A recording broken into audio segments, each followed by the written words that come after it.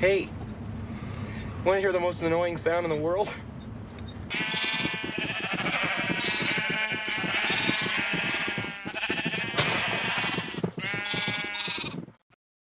Where they would also store valuable items to use in the afterlife. They also began writing in the form of hieroglyphic text and images in stone and on their new writing method, papyrus, better known as the first form of paper, created from the sugarcanes growing across the long stretching rivers. There was even honey made. With all these people and resources, trading became very common, with the use of wheat as payments and markets across the village. But that was all about to change with the finding of one precious metal which was hidden deep down in their minds: gold. Gold became the new currency between villagers, boosting trade to a whole new level. Traders made their first appearance using llamas for carrying goods over long distances between different villages, making connections and creating the first societies. Back to where we began, glass has just been made out of sand to create bottles for better storage of water, honey and later on potions. It didn't have that much of an impact though, because villagers still lived in the Stone Age, using stone tools, not able to do the things they're capable of doing today. But that was about to change. After more mining, iron had just been found, which led the world into the Iron Age. Finally, there were some decent tools for making stone houses and bigger projects. The clay huts slowly disappeared and were turned into houses made out of cobblestone, hardened clay, glass windows and wooden planks.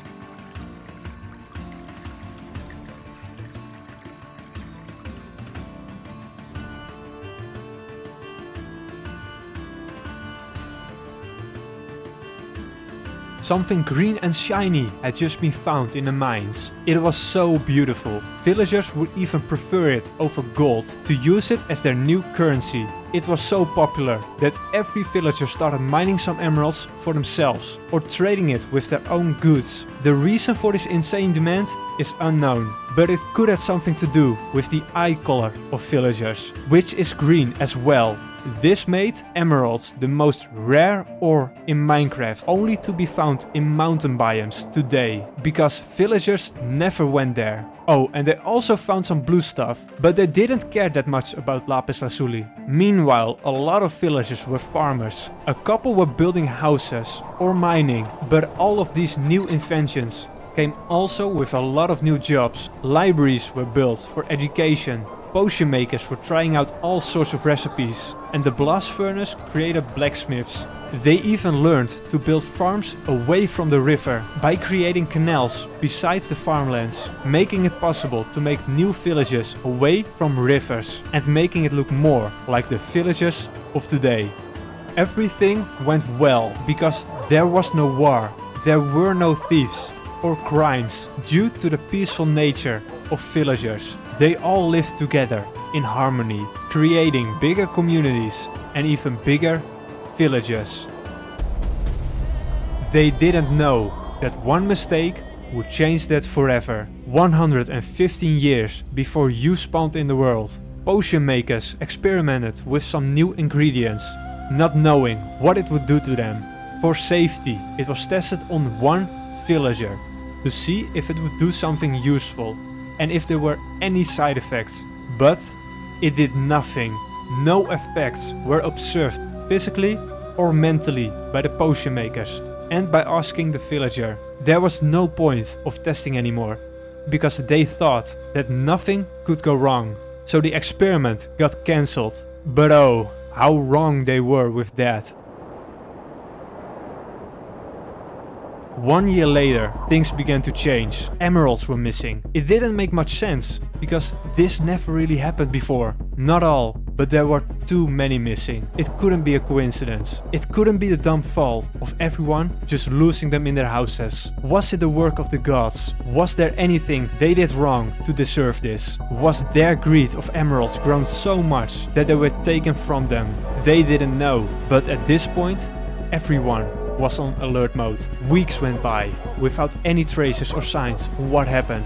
It was still a mystery until it happened again. More emeralds were missing. But this time, they saw what happened. It turned out that a group of villagers began stealing, something nobody had ever done before. Did their greed for emeralds grown so much that they would even steal for it?